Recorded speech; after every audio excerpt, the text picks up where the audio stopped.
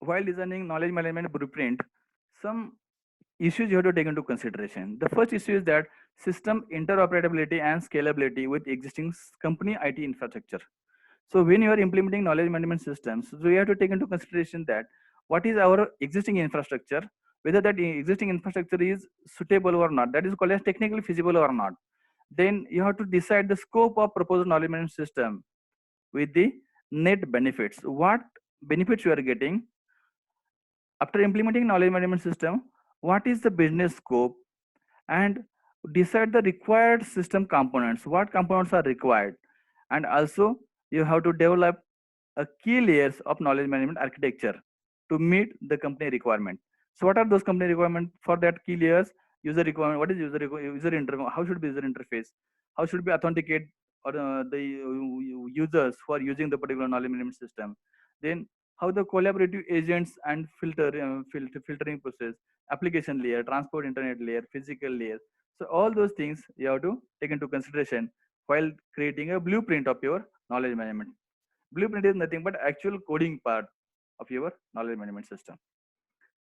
Then next is different processes involved in knowledge management. That is KM cycle processes or knowledge management cycle processes. This is one of the important point for your exam point of view. That there are different processes that are involved in case of knowledge management system, like knowledge capturing, knowledge creation, knowledge codification, knowledge sharing, knowledge access, knowledge application, and knowledge reuse. So these are the main 6 or 7 different phases or processes that are involved in case of knowledge management cycle. The first one is the knowledge capture. So what is knowledge capture? Knowledge capture is nothing but a process by which we are we are capturing the knowledge. Then knowledge creation. In case of knowledge creation, we use business intelligence, knowledge discovery, e-learning. These are some activities through which we are create knowledge. Then next one, knowledge codification. In case of knowledge codification, content management system, document management system, categorization, abstract taxonomy. These are some of the activities by which we are codifying the gained knowledge, collected knowledge using different mechanisms. Then knowledge sharing. Knowledge sharing is nothing but a process that users who needs that particular knowledge, they can share that their knowledge, what the knowledge they are codifying or the knowledge they are capturing. The knowledge should be easily shared to the needy ones or to the required ones. That is one of the knowledge management process component. And next one is knowledge access. So the knowledge what is stored in knowledge hubs, knowledge repositories, that should be having easily access to the needy members. So if the knowledge is available with you and if the knowledge is not easily retrieved at right time, at right choice, at right person, then that knowledge is of no use. So the knowledge what you are storing, that should be easily accessible, that should be easily shareable, that should be easily codifiable. So all those things are the, we can say, the characteristics of good knowledge.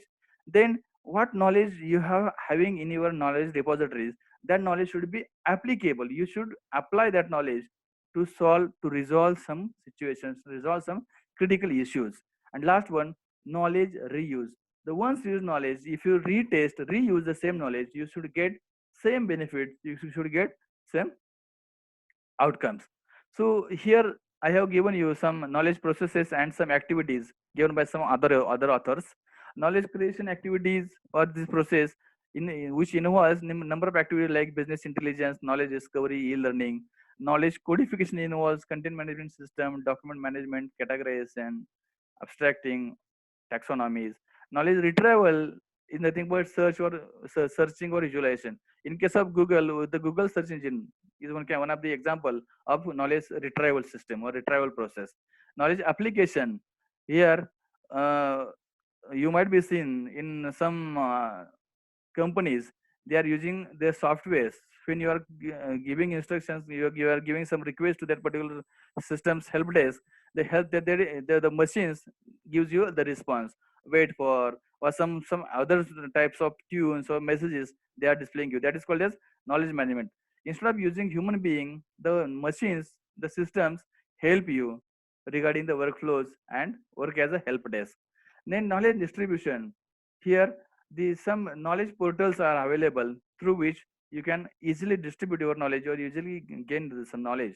Knowledge validations, online expert communications, contribution validations, assessment, training, ranking, rating.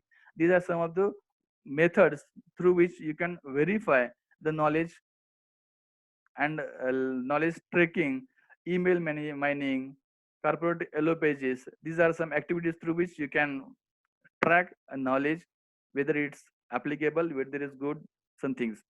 Knowledge personalization and full spectrum knowledge management. These are some processes and activities from where you have to do those activities. We are completed here. Then characteristics of good knowledge management system. Which system is said to be good, which system is said to be a bad, those things are covered here. A good knowledge management system should empower your staff. So that system should support your staff members, the users, regarding decision making, regarding some activities.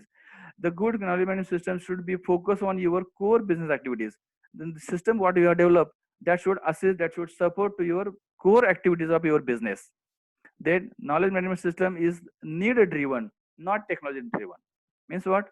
The systems should produce the outcomes that is needed by the end user. It should not depend upon technology. It should not depend upon some hardware. So those things you have to take into consideration. Then knowledge management system should make a business more competitive, more effective, more profitable. These are some of the good characteristics of knowledge management system. Knowledge management system should raise the job satisfaction level of your staff. When any user, when you stop using the knowledge management system, he should feel happy, he should feel relaxed, he should feel tense free. Because if your system is easy to use, that is operationally feasible, then automatically it creates job satisfaction of your employee. Knowledge management system should connect to all sources of knowledge, including tacit knowledge. You have to develop a system which connects, which uses tacit knowledge also. Otherwise, all the explicit knowledge which is available in written format, or you can see in books, in databases. So if you want to use those knowledge, the knowledge management system, you should focus on both implicit as well as explicit knowledge.